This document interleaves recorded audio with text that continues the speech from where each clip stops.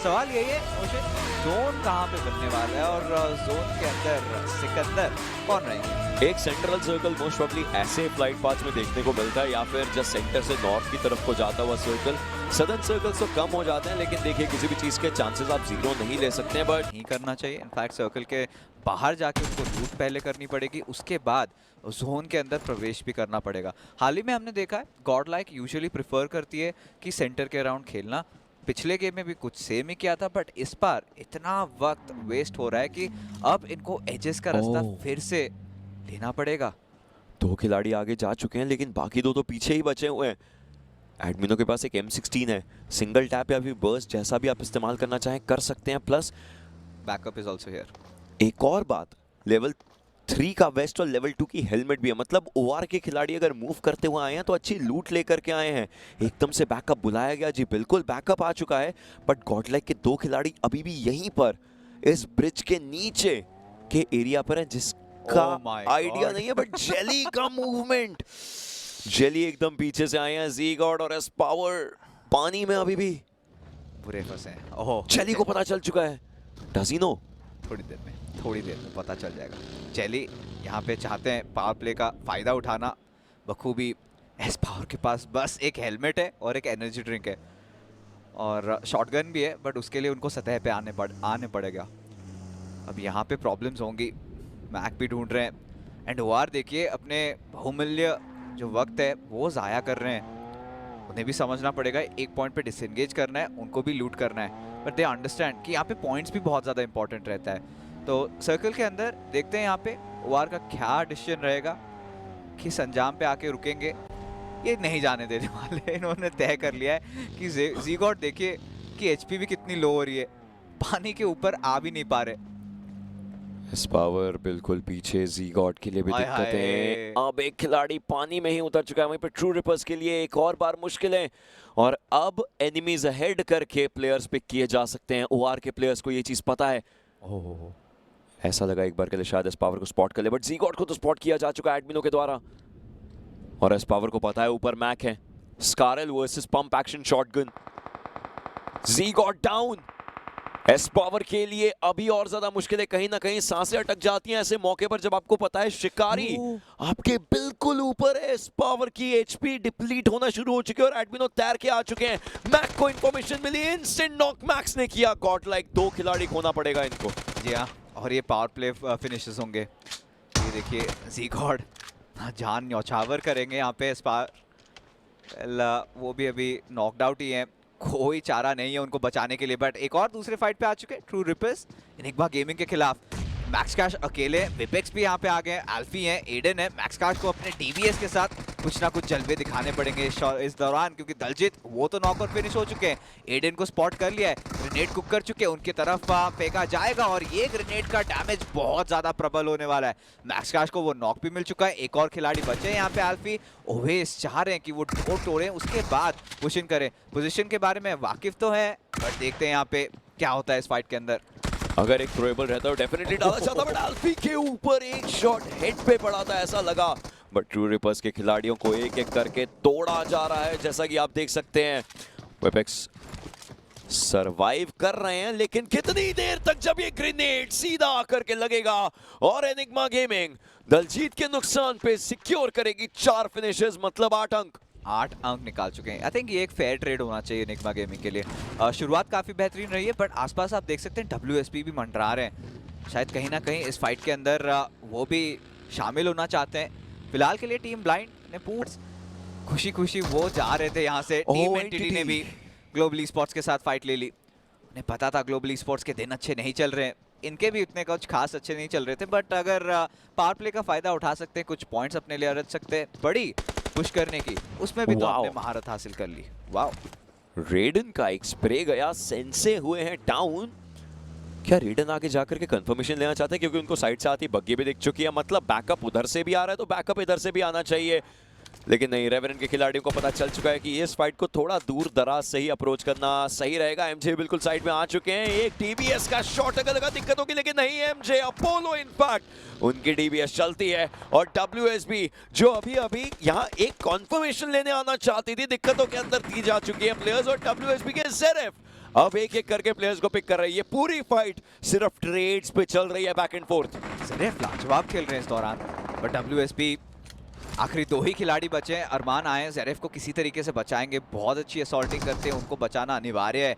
MJ और fears ये 2 खिलाड़ी अभी बचे हैं। अपोलो को जिंदा करना बहुत ज़्यादा इंपॉर्टेंट। अब देखिए थोड़ा सा फाइट रीसेट होने वाला है और फियर्स के ऊपर बहुत बड़ा भागदौड़। किसी तरीके से अगर अरमान को यहाँ पे नॉक निकाल लेते हैं, may be Revenant could change things over.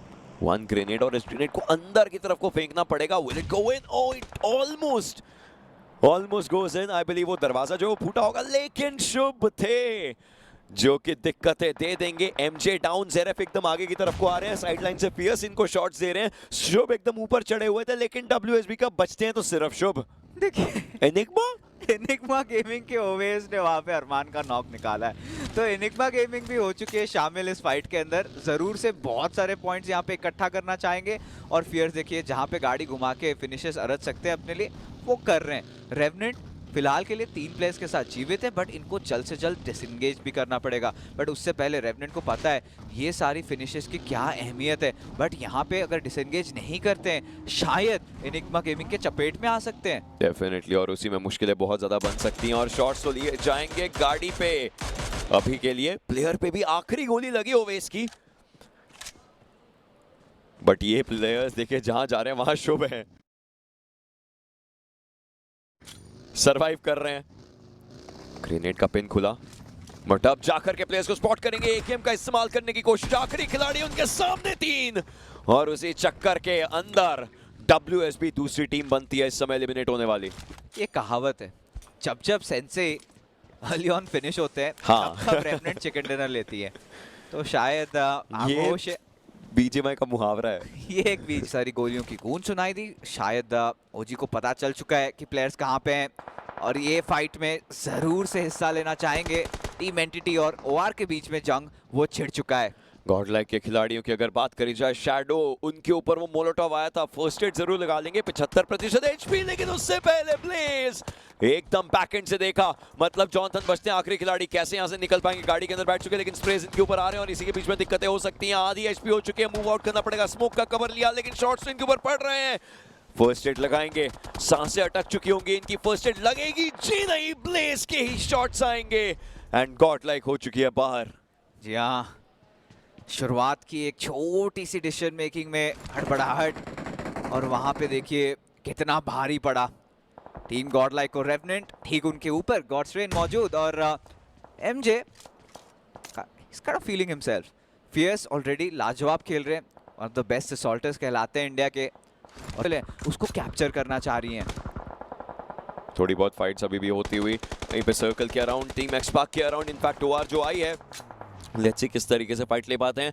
Marcus के खिलाड़ी जी के नूम को डाउन कर चुके गाड़ी से और अब जी के ऊपर हावी होते हुए नजर आएंगे और ऐसे में ग्लोबली स्पोर्ट्स भी बाहर होती हुई नजर आ सकती है और वो हो चुकी है। बट सारंग थोड़े बहुत ग्रेनेड्स उनकी तरफ से गए जरूर थे, उनको बैकएंड पर पता है ब्लाइंड की टीम भी आ रही है। ये घर एक हॉट प्रॉपर्टी है इस पूरी गेम में, इस पूरे जोन में, इस पूरी फाइट में, और प्लेयर्स वो लेना भी चाहेंगे। टीम एक्सपा के सारंग ने ब्लाइंड के मारने को किया है नॉक और सारंग को फिनिश भी उठाएंगे, बट बैकएंड पे प्लेयर्स आ चुके तो खुद को सेफ रखना है and he will go for a safety area, but will that be enough?